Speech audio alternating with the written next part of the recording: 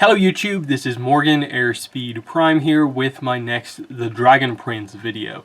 This is going to be my review for Season 3 or Book 3 Son of The Dragon Prince. So yeah, it only came in a few days ago. I finally got a chance to watch the 9 episodes that we got here, and overall I've got to say I was pretty impressed with this season. I think it's definitely the best season of The Dragon Prince. And what I really liked about it the most was that I think this was the season that really sort of brought this first section of the story to a nice conclusion. It felt kind of big, impactful. It felt like it had a lot going on. Unlike, I think, the first and second season, which were very sort of, you know, they covered the ground that they needed to, but like they didn't do all that much. I think this season definitely benefited from being in Xadia primarily and just getting to cover a lot more interesting scenarios, interesting locations, bringing more of the kind of nations and species and stuff like that together. Just made this feel bigger, and that, you know, we've come to the end of the third book here, and it is like this sort of midway point in a way of the season, because what we know about the overall direction of the Dragon Prince is that there are planned 7 books. The first 3 books are together considered to be the Dragon Prince. The book 4 and 5 are going to be under the subtitle of the Dragon Prince, and then it's going to have like a subtitle. And then the book 6 and 7 are actually just going to have a completely different title. And I think that's interesting. In that they're planning on sort of changing the name in a way as the show progresses, because of course the Dragon Prince is actually ultimately a very specific title that in a way like only really applies to like this initial story. This isn't like Avatar, where you can just call the entire franchise Avatar, because inevitably you're either dealing pre or post Avatar, and it fits as just a kind of simple name for the franchise. So that'll be interesting to see where they go with that. Again, this is where I really would like to get confirmation sooner rather than later about when exactly they're going to get confirmation that they will be able to do all of these books, because it feels like it is just being sort of confirmed one at a time, and it's hard to fully, you know, jump into a series when you don't know yet if it's going to get the full backing to actually get all of its content. And I think that's why we've seen across like book 1 and 2, it really feel like they were holding back on some of this stuff, in that like barely any merchandise. Even now the merchandise is only properly being planned for next year, I assume in the build up to season 4 if it gets confirmed. And that we have the first few books announced. We're still waiting on news about the video game. And I think that's where like I've personally just a little bit on my channel like held back from going all in on like covering the Dragon Prince overly heavily, because when it was first announced, this project, they talked about it like it was going to be this huge multimedia story told across all the different mediums, and not just the show on Netflix. They were talking like, you know, there was going to be comics, books, video games. They'd all tell different aspects of the story, tell the world building through all that stuff. And we haven't seen much of that yet.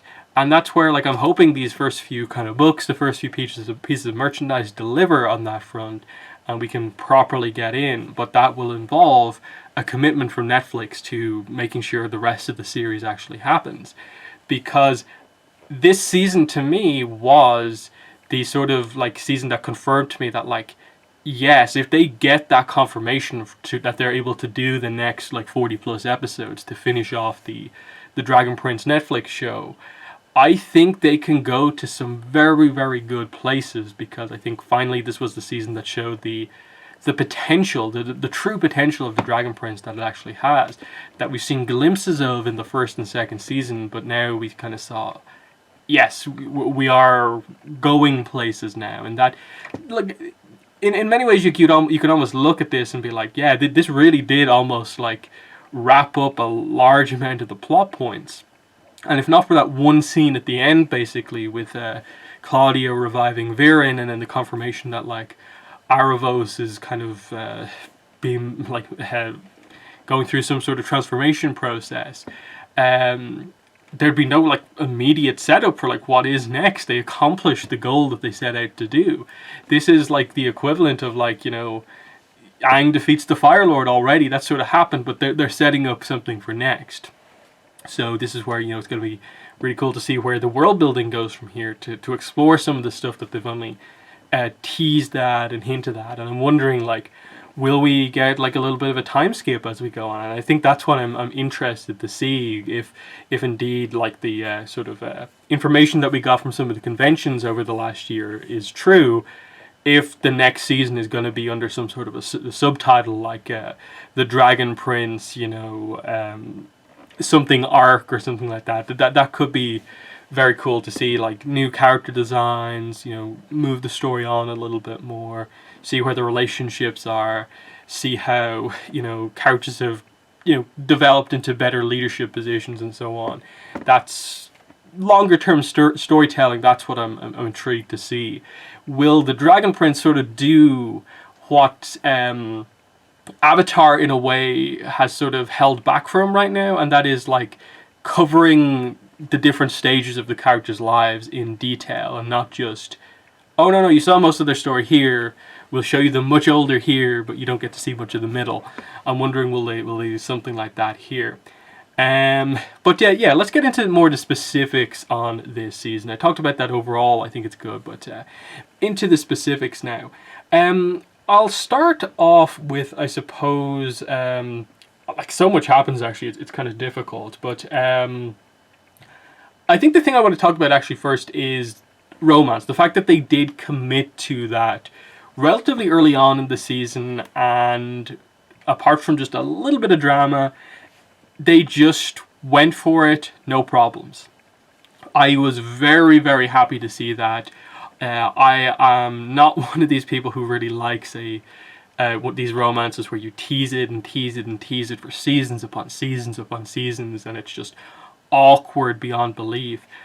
I respect this show for committing to it, like after like blushes, kind of near misses here and there across like kind of season 2 and a few moments in the early episodes here. They just went for it here, you know. Rayla kisses Callum first, awkwardness.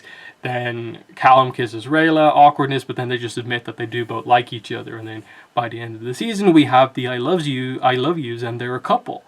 That's really good. I like that you just sorted out a relationship there and then. No questions, oh, will they go this way, will they go that way? No, it's set in stone. This is the dynamic. We'll see if they decide to change it from here on out. I hope they don't overly mess with it or anything like that, because romance drama often just tends to be frustrating because they tend to go too much into the drama and not make it meaningful. So it's going to be cool to see, because I think they definitely made the point come the end of the season when the Dragon Queen woke up again, and her hope at seeing, you know, humans and elves in relationships and working together, her son back and stuff like that. It was this kind of very nice moment to end the season on, with the confirmation that, you know, Callum and Rayla are in a relationship, but also that Amaya and Janai, the Sunfire Elf, are also seemingly in a relationship.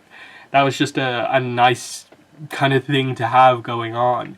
That was just a pleasant surprise to see it kind of go for that. The Dragon Prince hadn't really gone massively in on romance that much in the first kind of 2 seasons, so I like that they just went for it here. It fit without being kind of overdone, so that definitely worked.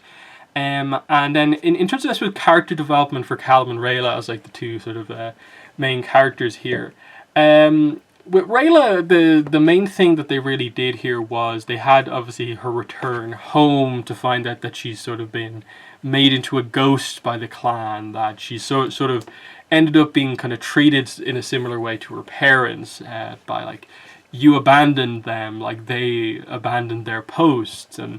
And it took her sort of having to, you know, reunite with Athari here, who is Runan's husband, who, you know, after initially sort of ignoring her, finally, you know, having that kind of moment of like, he helped to raise her, so of course he would give her a chance going forward. He can't undo what's been done, but he can help her on her next path. And I like that, just kind of pointing out that, you know, Rayla's gone through all of this, and Callum points out that she's a hero for what she's done, like the sacrifices that she's made, despite what she's gone through, the fact that she's done all of this to help the Dragon Queen and help the Dragon Prince and so on. And you eventually have at the end her find out, because Callum uses moon magic for the first time, that her parents didn't abandon their posts. They were the ones who actually led to Viren sort of changing his mind about destroying the egg. They sort of convinced him that the egg is a good artifact to have as a dark mage, and that you should keep it active if there's any time you may need to use it, or something like that. So it kind of confirms, like, one, her parents are probably alive out there somewhere still, captive by Viren somewhere. So that's going to be something to come back to on Rayla's side, reuniting with her parents and having that reunion. And it also kind of, for her, really turns her opinion around on them. She said that, she in like the first season said that she wished they were dead, because that's how much of a dishonor she interpreted what happened to them as being. And this changes it completely. They're now heroes just like she is, and so on. It does make you question a little bit of just like, where did the information come from that they like abandoned their post, that they're considered sort of outcast for that happening, in that like everyone seems to know the idea that like the humans attacked, they killed the Dragon King, as we see here in the flashback. So it was it not somewhat easy to assume that they've been captured or something like that? I get Rayla also phrased it along the lines of like the idea that they failed, but they seem to be teasing more of like the idea that they like abandoned their post in a way. Whereas like, where did that information come from? Where did she get the information that apparently they'd abandoned their post? I suppose it's something along the lines of like their bodies not being found there. Why would they capture them? You know, that sort of thing. But, you know, that's just one of those things where like, you know, in planning a story, they'd maybe set up the idea that something's going on with the parents, but they didn't confirm the details until later on, and it didn't exactly mesh up. But it was still a good story to have, a good reference for like Callum as he just continues to develop his skills, learning new kind of spells as he goes on. Using that moon magic for the first time was very good to see. And, you know, with him, you know, you had him with the romance, of course, this season. And that was really his main thing over the course of the season, was just the dynamic with Rayla, continuing his development as a mage, and just, you know, being committed to the journey in a way. It was just seeing him sort of step up and kind of show that he does actually have potential to be a very powerful mage going forward. And yeah, while I mention it here, I'll get into that. Like, it probably was one of my favorite parts of the season, was the backstory on the death of the Dragon King. Really cool the way that they tell it, in that Viren, who, because he got his eye kind of sewn over with the Aravos kind of bug thing, can actually see the like spirit of Aravos. So Aravos is like talking to him and asks like to know, what is the story behind how that happened? Like, you were centerpiece to that basically happening. And I liked it. They just told us a flashback story of, we got the death of Harrow's wife, you know, the kid's mother in the last season, Sarai, I think it is, or yes, Sarai. We saw her death, and in during that raid, as they kind of got the core of that golem thing to kind of help the starving lands and stuff like that. And this was the revenge from the Dragon King for killing a kind of creature in Zadia. And we saw the death of 3 queens basically on that day. And this is the revenge. Like, we knew that, we were told basically that after that point the revenge happened and they killed the king. We didn't know specifically how they accomplished that, and this is where we find out about this kind of magic spell basically here of using the main item is the horn of a unicorn, which is this I suppose pure, one of the purest things I suppose in Zadia. The captured like dying breath or last words of someone, and then the kind of angered blood of someone who loved that person who died. It's kind of thematically fitting what happened here, in that it is a kind of actual, like, magical weapon of revenge, like literal revenge, that it is kind of, I suppose, effectively instant death through revenge. That I think the implication is that it only worked if it was Harrow using it against the person who killed Sarai, and that was Harrow killing the Dragon King with it. So, I thought that was actually a really cool way to explain it, with just the spell being very fitting for what's going on, and then it's sort of linking into, like, Ezran's very different view of being the king, of not wanting war, and acknowledging that, as amazing as his father was as a person, that ultimately, like, I suppose, mistakes that were made by Harrow were that he did ultimately allow himself to be more sort of consumed by revenge, and kind of maybe be a little bit too sort of driven by Viren during all of this stuff, more so than necessarily what he would have done on his own. That's what I think you saw in the flashback, was very much Viren pushing Harrow to sort of feel that way and delve up those emotions again, to want him to get the revenge. And I think it was good characterization for Harrow to show that, like, as solid of a king as he is, that he does sort of still have that ability to sort of fall to his emotions a bit. And you sort of see that, of course, the reason the season 1 starts in the way it does is Zadia's revenge for him doing that. And it's just that, the cycle of revenge constantly going on, and it's meant to be the kids trying to stop that from happening, which is what happens here. And I suppose that's why, the Dragon Queen wakes up again, and is so happy to see that, the human empire and Zadia is working together here, that, the cycle is over, and, it's better to try than to just continue that, I suppose, is the main idea. So I thought it was a very effective kind of, focused backstory there about a very important event. We also found out that the name of the Dragon King is Avazandum, which is pretty cool overall. And I suppose just the Dragon Queen as well was it was cool to see kind of her design. What's her name again? Zubeia, I think it is. And yeah, it's going to be fun to see where they go from here. And that, like, it seems like she's not dying anymore. So if we do get a kind of flash forward type thing, we're going to get to see Zim kind of grow up, assume the role as the Dragon King, and the fact that he has such a good relationship with Ezran and Callum and so on. It's gonna, you could see where this is all going to sort of lead to peace. But the problem in all of this, of course, is that Aravos is still out there, and with the setup at the end of the book, that I assume Aravos has sort of, they're going to reveal here, Aravos has completely manipulated Viren to gain all of this power, so he could use it to feed off and somehow break out of his prison, or create some sort of a new body or something like that he can kind of harness himself through. And we're going to see the sort of freeing of Aravos here in all of this. And this is going to be like the true threat to the series, in that we don't really know what Aravos did to get kind of banished or imprisoned in the way he did. In that he mentioned it again here. He specifically mentioned that it was the Dragon King who imprisoned him. So, what did he do? Why did he deserve such a punishment? And what's he now after? Because in last season, as well as most of this season, it's very much he's helping Viren to do what he can. But then there's the little teases that he does have ultimately plans of his own in place, and Viren is getting a little bit too lost in his own quest for power to see that Aravos is utterly manipulating him.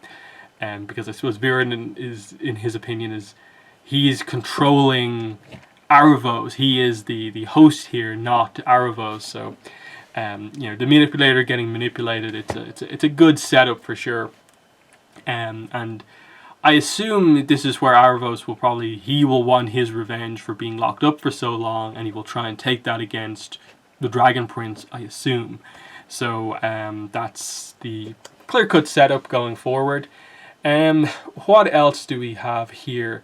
I suppose just with the first episode, Sol Regum, I thought it was an interesting setup across seasons. I don't know how well executed it was. Again, I like the backstory here of finding out that Sol Regum was like a previous Dragon King. I think they mentioned that about him, and he had this conflict with the guy who invented dark magic, basically. And in this confrontation here, I suppose the dark mage is killed, but the blow in response is the blinding of Sol Regum, and this is obviously how he lost his power, in that he seems, he without his eyesight, he's nowhere near the threat that he was before. I expected him to play a bigger role in things overall, so it was just a bit weird to see him just sort of be an obstacle to just get by on the border of Xadia. It was fine, but I think if they didn't have the backstory here, he could have been very, very forgettable, despite being such a central piece of like a lot of the sort of promo material for the Dragon Prince in terms of the art. I suppose Ezran taking the role of king, this maybe is for me one of the weaker parts of the season, just because I don't feel that they really explored the political implications of what was going on here as well as they perhaps could have.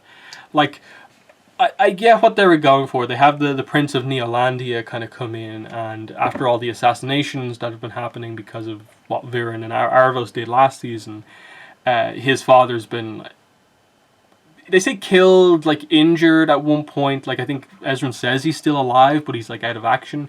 So effectively the prince is in charge.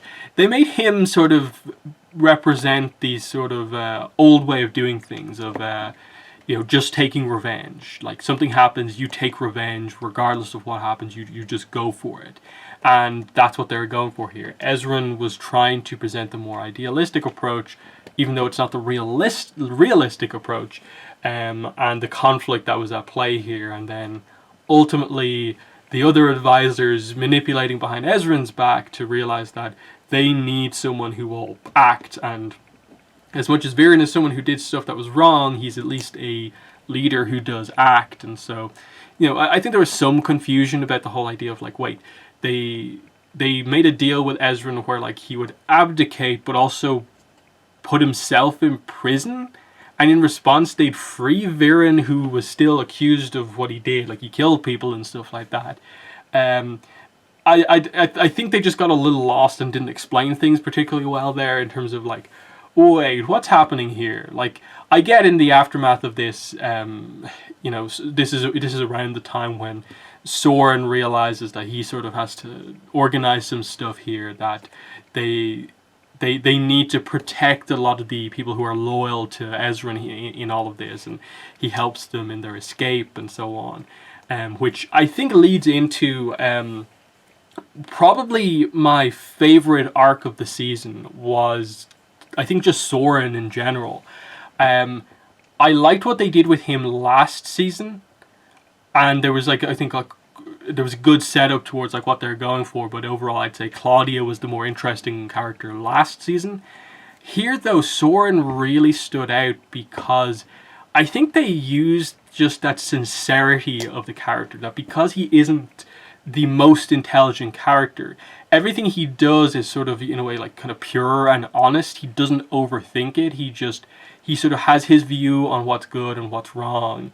And because of that, there's a sort of simple understanding to him as a character. And so his conflict over how to feel about his father, and is he okay with sort of going against his sister, that he ultimately doesn't side with his father and has to not just leave him behind, but for what's tougher for him is having to leave Claudia behind, because Claudia is loyal to Viren ultimately. I liked that you saw him making that sacrifice, that when he meets sort of Ezran again, he notes that, I was loyal to your father, I was the what do you call it, crown guard or something like that. I couldn't protect him, but I'm going to protect you, basically.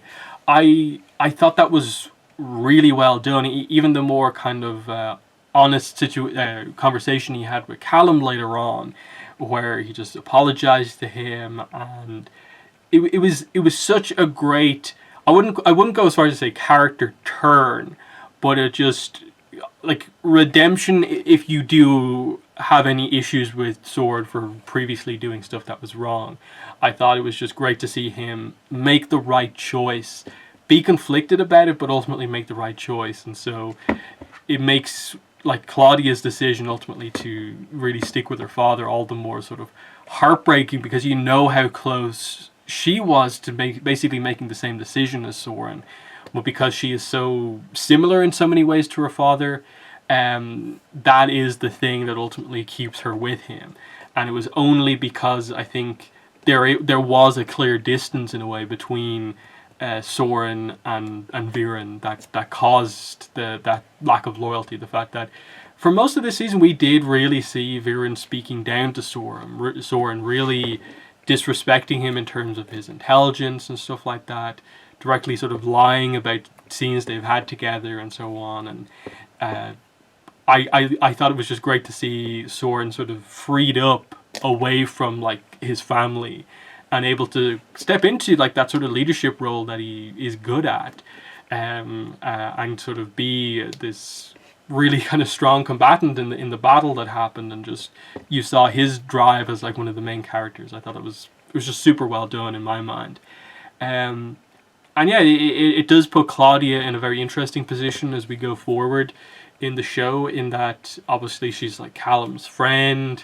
Soren and Claudia are now on opposite sides. It very much does depend on where they go with Aravos in terms of, is Viren still going to follow Aravos, or whatever hatches out of that egg, is it going to be Aravos not needing anyone anymore? He's got what he needs out of Viren, so they will be the villains who are taken advantage of by a bigger villain, or is he still going to use them for a while longer? That's the big question on their side of things. Because while I don't think there's really a path of full redemption for Viren, I think there is a path for Claudia, definitely. So that'll be a big one, I think, when that finally hits, depending on, again, what way they go with Viren and Claudia. But I think that there's definitely some good setup in there. Anything else? I don't want to go in too in depth. We will have a podcast review, myself and Greg discussing this season, and I'll do it in more depth than I did here. Unfortunately, I just do not have the time with everything happening at the moment to cover this in the same level of depth I did in previous seasons, where I devote like a video to like the first 3 episodes, then the next 3 episodes, and so on. So it's going to have to be this until we get to the podcast. But the podcast will go up on YouTube. The plan is probably we'll record it next week, and we'll get that out. So expect a lot of depth in that when we eventually do get to it. Yeah, there's a lot of nice callbacks. We saw the dragon that was a big focus of the second season sort of return, and we see Ezran, his connection with animals kind of coming back into play here pretty nicely. And just in general, like, because we were in Zadia, we did get to see a lot more different types of animals, the different species, like seeing Nyx kind of come into things, the sort of winged elf, and her trying to, get Zim for herself to get some sort of a bounty. And you had that kind of crossing of the desert kind of section. It was pretty nice. And like in the middle of all of that, you had a very kind of fun character in Nyx, who was a villain, right in the middle of like Rayla and Callum as they're beginning to realize how they feel for each other. That was a good dynamic to have, like in that.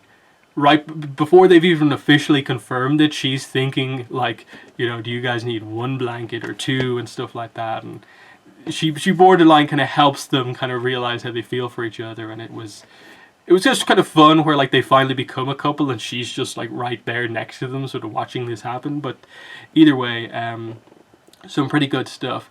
But yeah, I think that's where I'm going to end the video now, and just know that I thought this was a very good season. Like I said at the start, it was, I think, the season that kind of really was the proof of concept for the series that I really needed, in terms of like, they need to nail Zadia, because they had sort of been, in my mind, holding back a little bit too much on some of the world building kind of points of like, we're very much set in the human empire, we're only getting to see a few of the other kind of aspects of the world, when that is the most unique thing about the world of the Dragon Prince, is the different types of magic, the different types of species, elves and stuff like that. They weren't showing us too much. Here we actually did. We got to see tons of dragons, and then by the end of this season we had a kind of multi-faction army defending themselves against Viren, which was very cool to see. And there's still more to come in that. Like they talked about like earth elves and stuff like that, and Earth is the name of the next book. That's been sort of confirmed already, even though we don't know if it's happening yet. Just that is the ultimate plan going forward. But we'll see how they go. So yeah, I thought, you know, I think I'm in once they get around to confirming what's next, because the problem now is how long before they confirm season 4? How long is it actually going to take to confirm season 4? Because this is exactly what happened at the end of season 2. It took a while for them to confirm season 3, and I think ultimately I'd say the gap between season 2 and 3 was a little longer than maybe it kind of needed to be in terms of continuing to build hype for the series. Whereas at around this point in, say, Voltron, they were confirmed for the next whatever it was, like 78 episodes. They knew their full run and were able to plan the series out overall. Here you can tell that they're still holding back a little bit because they don't maybe have the full confidence from Netflix to know if they're getting everything that they need. And I think that's what we need to get fully invested in this. So they're my thoughts on The Dragon Prince Season 3, Book 3, Sun. In the comments, let me know what your thoughts were on the season, but that's been my video. Thanks for watching, and bye.